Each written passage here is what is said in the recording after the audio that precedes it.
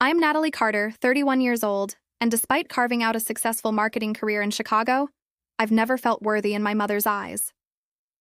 The annual Carter family reunion loomed on the horizon, and my stomach had been in knots. For weeks.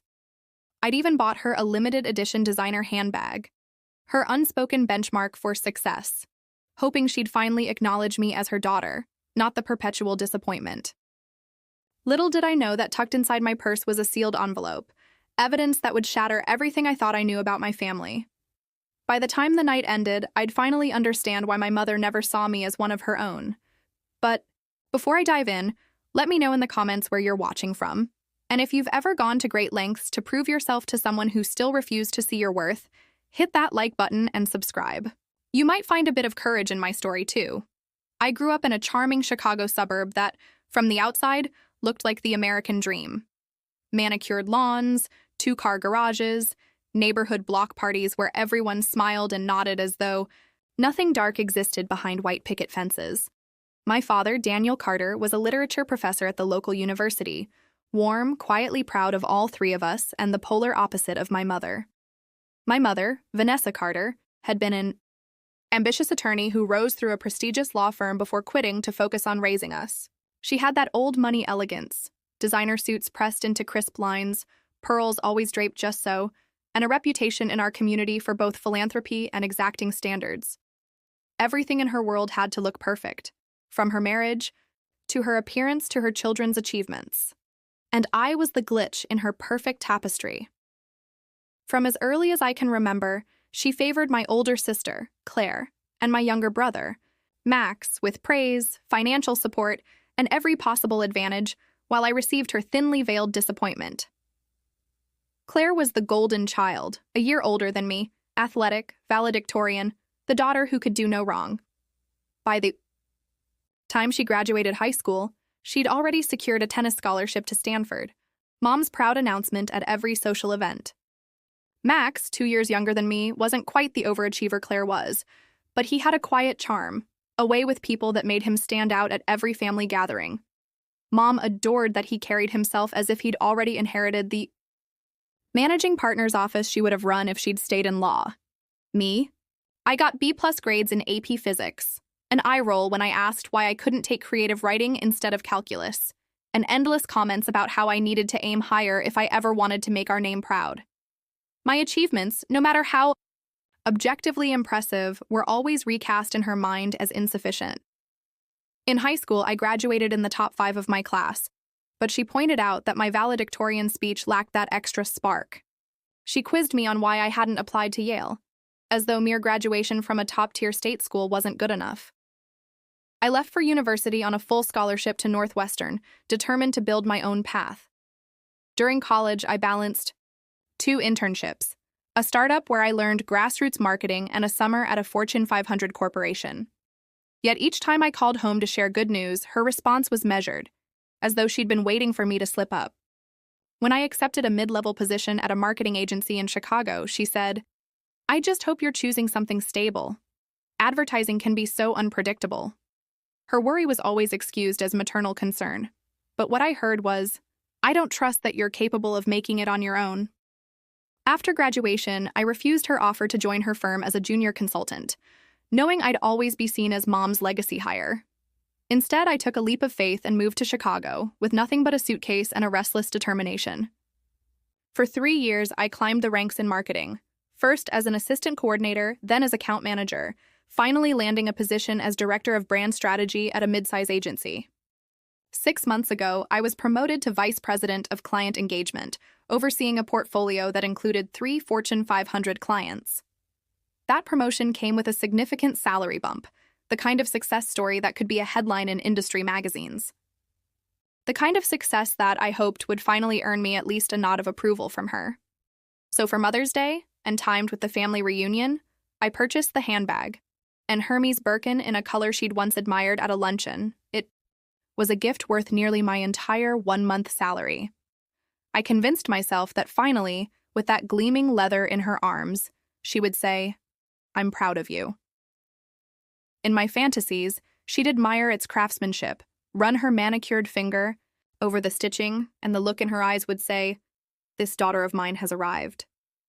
It was pathetic, really, how much I associated my worth with her approval. I spent 2 weekends searching for the perfect outfit to accompany the gift, a tailored blush pink dress that struck the right balance between feminine elegance and professional composure, paired with understated gold jewelry that matched the hardware on the Birkin.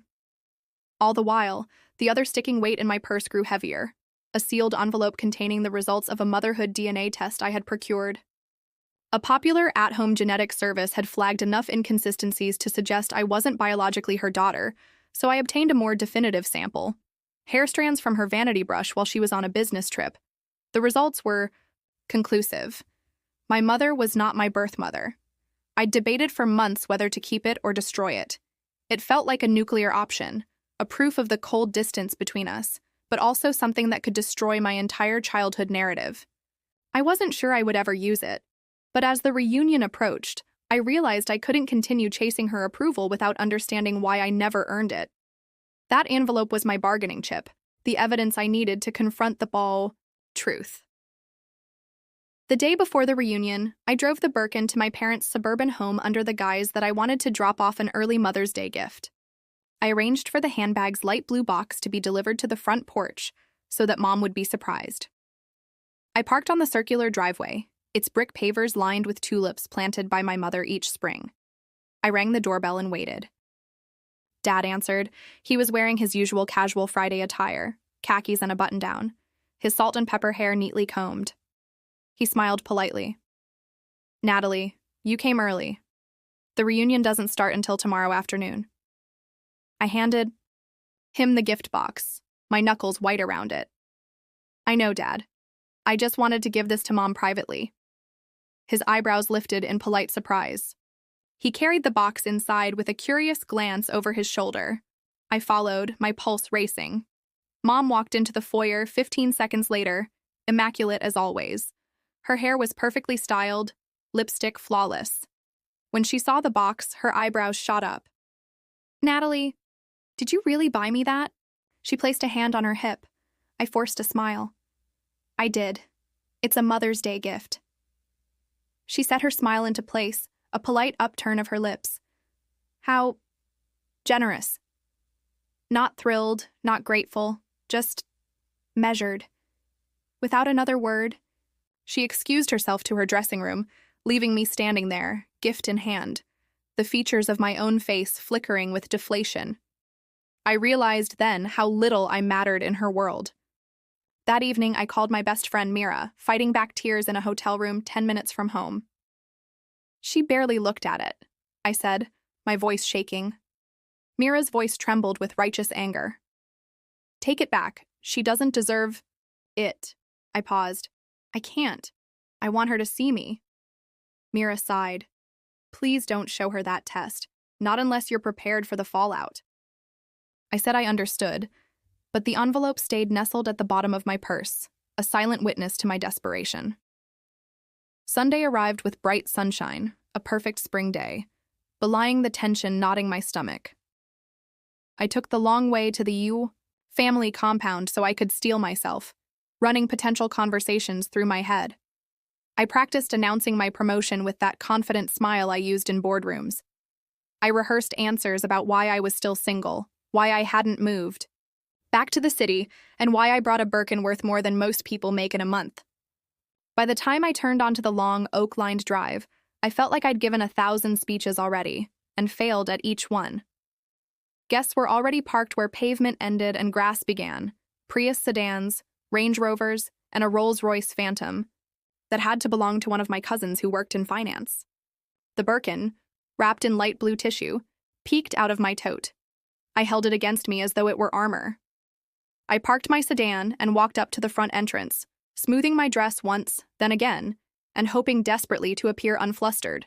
My mother greeted me as I stepped onto the grand portico, her arms open in that friendly but taut embrace. "Natalie, darling," she said, her voice warm but her eyes cold. "You look lovely." That subtle inflection on lovely was her way of saying, just good enough. There was no mention of the gift.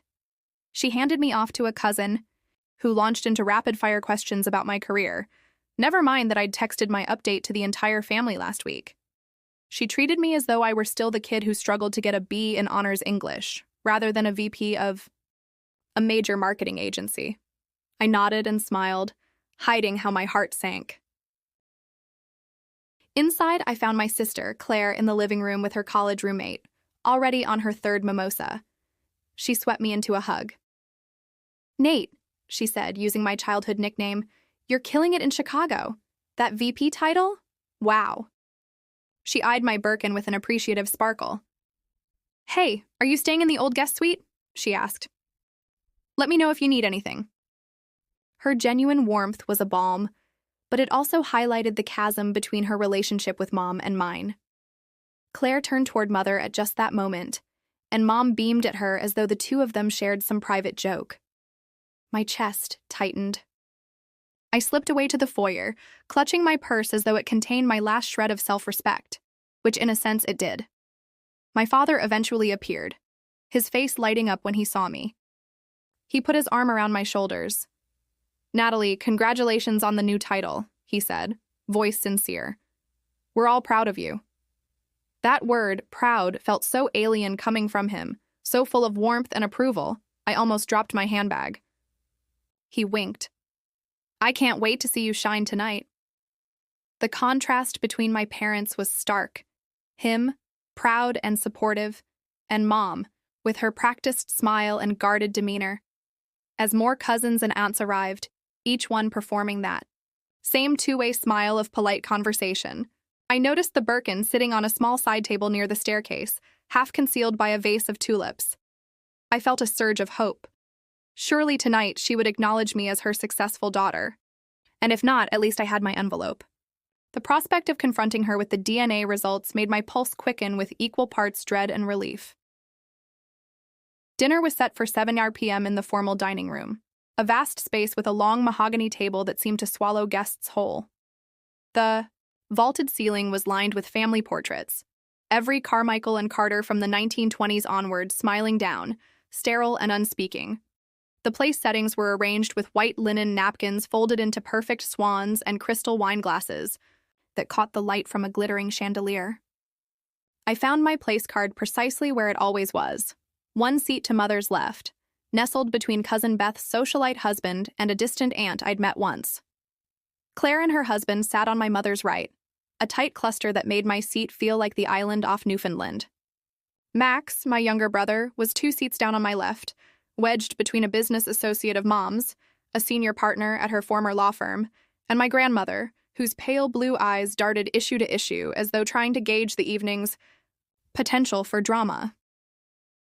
I tried not to flinch as I sat and inhaled the scent of polished wood and fresh flowers. In front of me, the Birkin rested on its box, the tissue paper rustling softly. Mom swept into the room last, as though her entrance had been choreographed.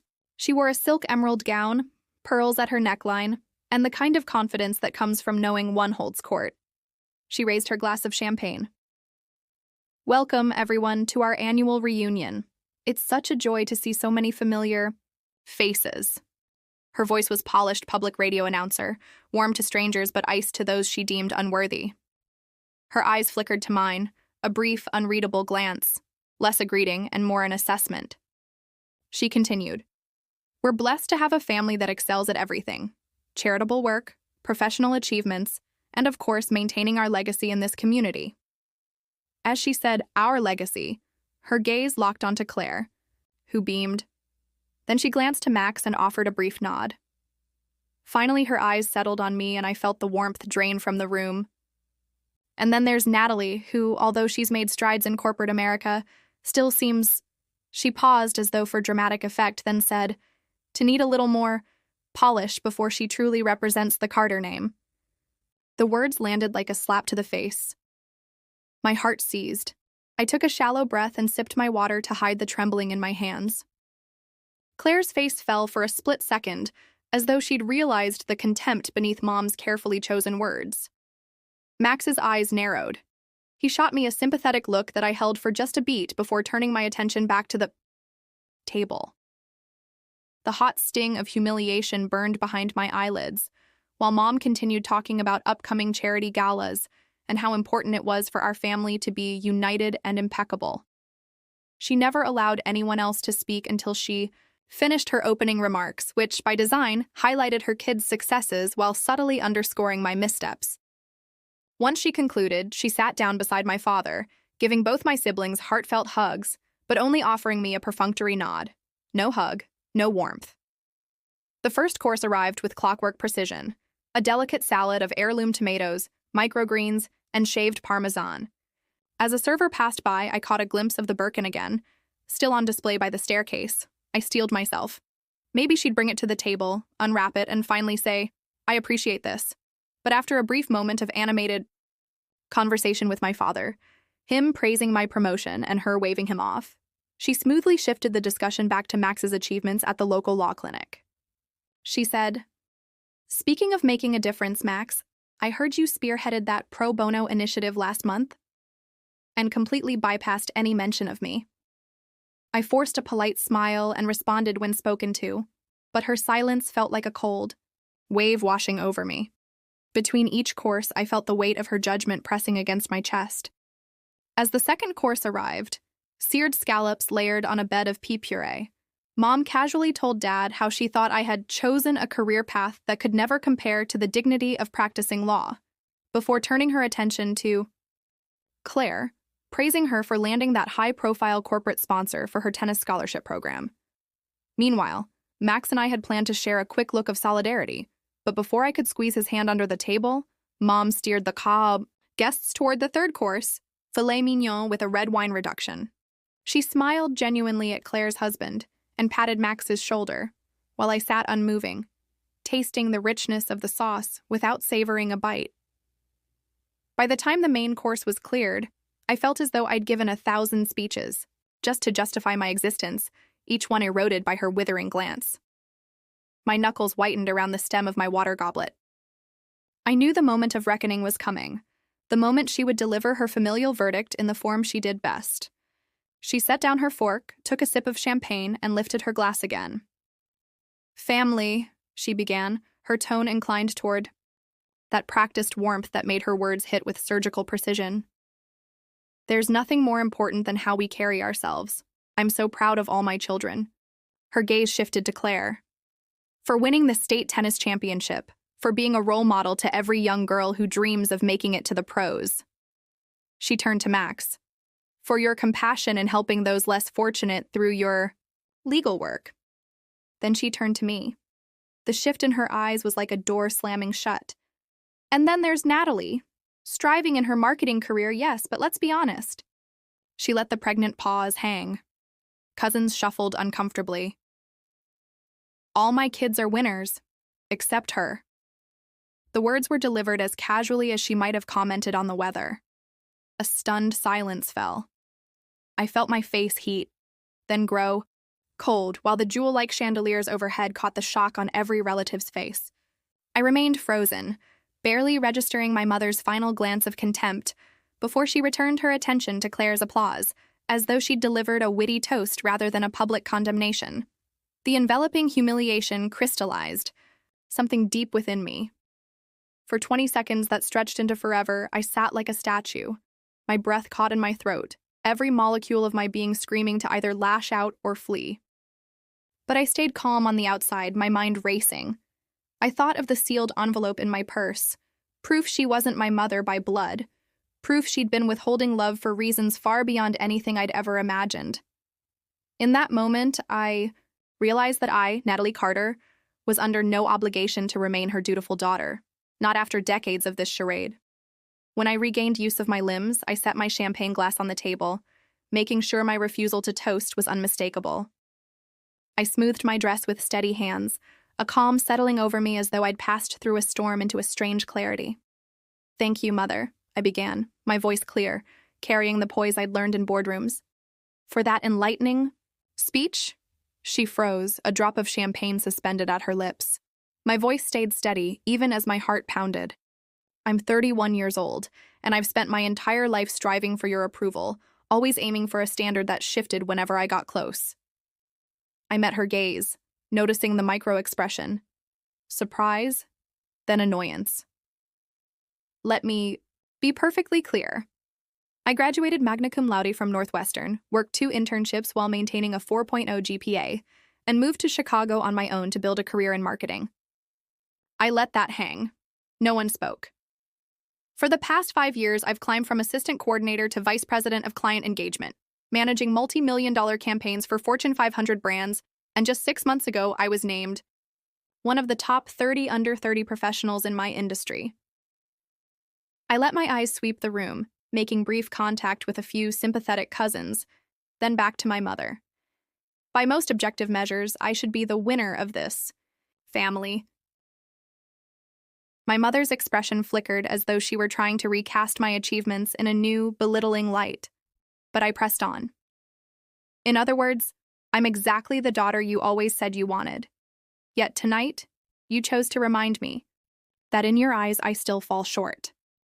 I glanced at the Birkin on the side table, its gleaming leather a symbol of my desperate hope. I even bought you this, an Hermes Birkin, because I believed that maybe, just maybe, I could meet the bar you set for me. My voice remained measured, though inside I felt a fierce surge.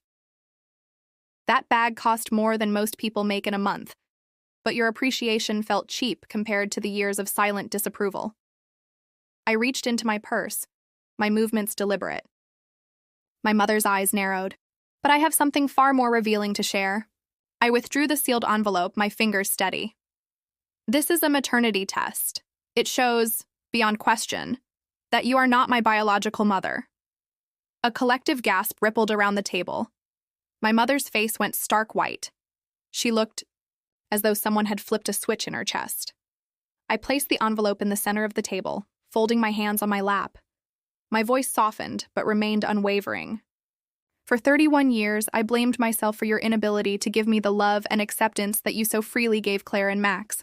I tortured myself, thinking there must be something wrong with me, something I needed to fix to earn your pride. I allowed my gaze to settle on her trembling fingers. But the truth is, it wasn't my actions that kept your approval out of reach. It was my DNA.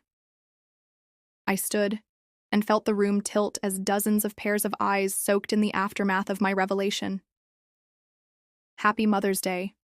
And without waiting for her response, without giving any of them the satisfaction of seeing me break, I turned on my heel and walked away. In the hallway, I heard my father's footsteps as he bolted out of his chair. I could almost hear his anguished cry. But I kept my pace steady, following the decorative lantern's soft glow that led to the garage. The Birkin, still boxed and untouched, caught my eye as I passed. I reached into my tote and slipped the Birkin's key into my palm.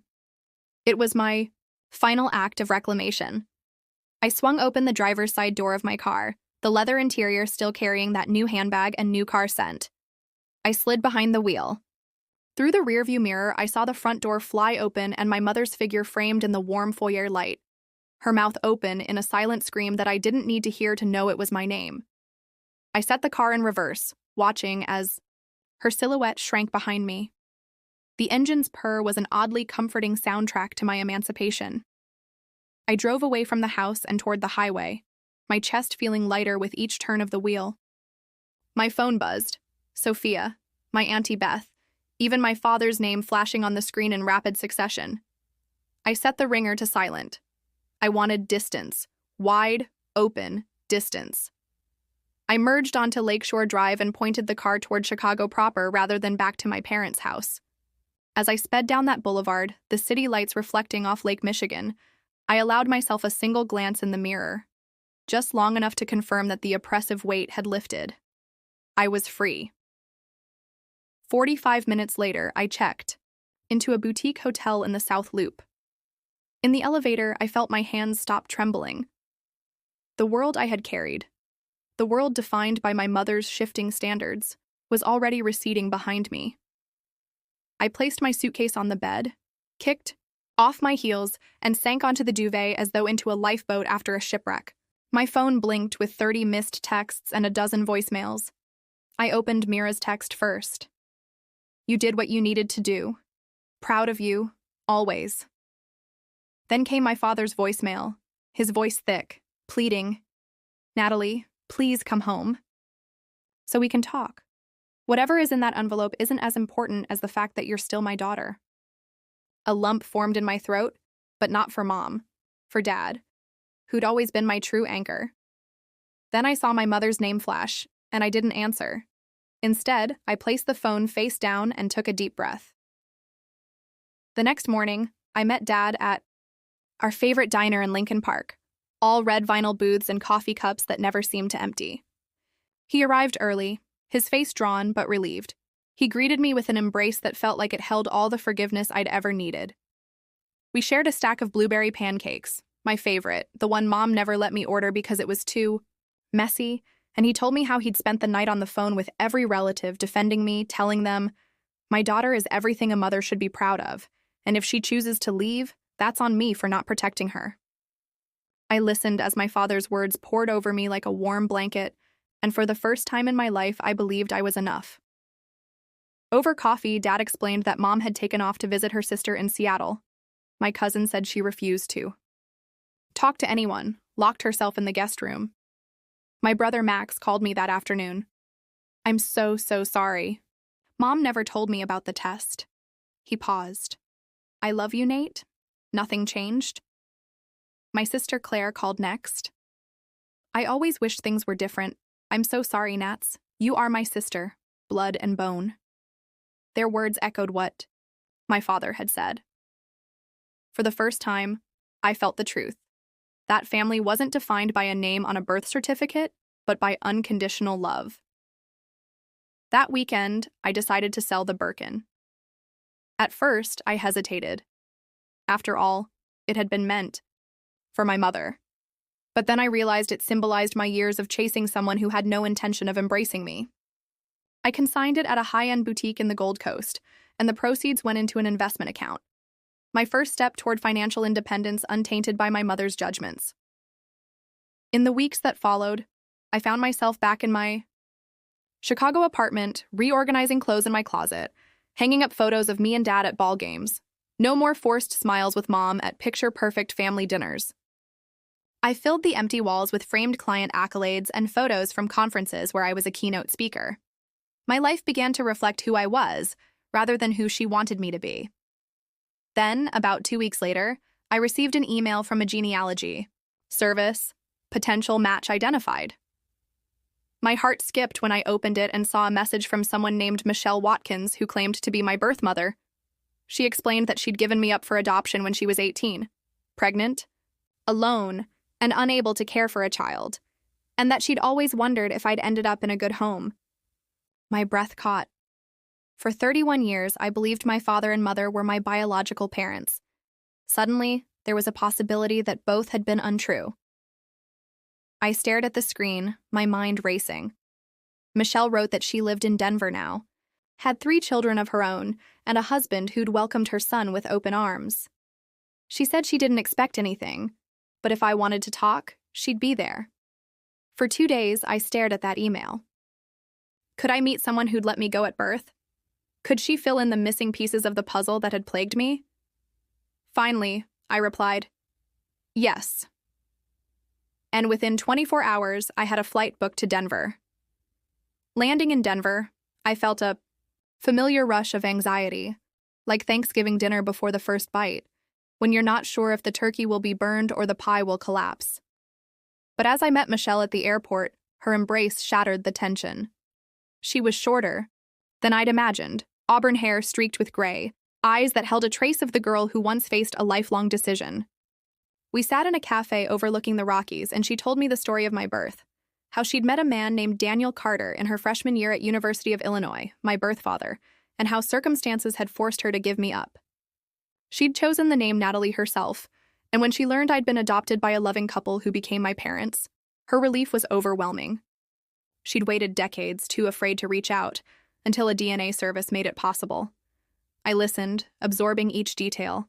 My father's middle name, the color of her childhood home, her favorite recipe for cornbread, calling it the one thing that grounded her in times of turmoil. For so long, I had equated family with pressure, judgment, and conditional love. Here, in this Denver cafe, I felt something different: acceptance. A connection beyond bloodlines. a warmth that said, "Welcome home." I spent 3 days in Denver, meeting my birth father, a soft-spoken engineer who wept when he saw me, as though every year of regret crystallized in that moment. I met my half-siblings, 2 brothers and a sister, who showed me the quirks I inherited: my dad's dimples, my birth mother's sharp wit. We talked for hours, comparing stories, laughing at shared turns of phrase, building a new foundation of belonging. It felt unreal, like stepping into a life I hadn't known I deserved. When I returned to Chicago, I was a different person. The emptiness I'd carried since childhood was replaced by a sense of wholeness. I no longer defined myself by my mother's impossible standards. Instead, I built a life anchored in authenticity. I deepened my relationship with my father, who became my greatest supporter. I reconnected with my siblings, who saw me for who I truly was, and I embraced Michelle and my birth father, who taught me that love doesn't need to be perfect to be unconditional. 6 months later, Thanksgiving rolled around. Claire had invited me to spend the holiday at her house with her in-laws, and I eagerly said yes, anything to avoid the mansion on Lakeside Drive. On Thanksgiving morning, I helped Claire in her kitchen, stirring cranberry sauce and chopping sweet potatoes. For the first time, I didn't feel anxious about saying the wrong thing. We laughed as we reminisced about childhood pranks and jokes no one else understood. When it was time to say grace, we all gathered around her modest dining table: Claire, her husband, our brother Max, my father, and my new Colorado family, Michelle, our birth father, and my half-siblings. Mom's name drifted through the air, but no one missed her. She'd declined the invitation, choosing instead to host a small, perfunctory dinner at home, one I didn't need to attend. The centerpiece of our table wasn't a mahogany throne under a chandelier, but a simple white tablecloth, an open space that welcomed everyone equally. As we held hands, my father said, "I'm grateful for family, blood or chosen, for the love that binds us no matter where we came from." My eyes welled.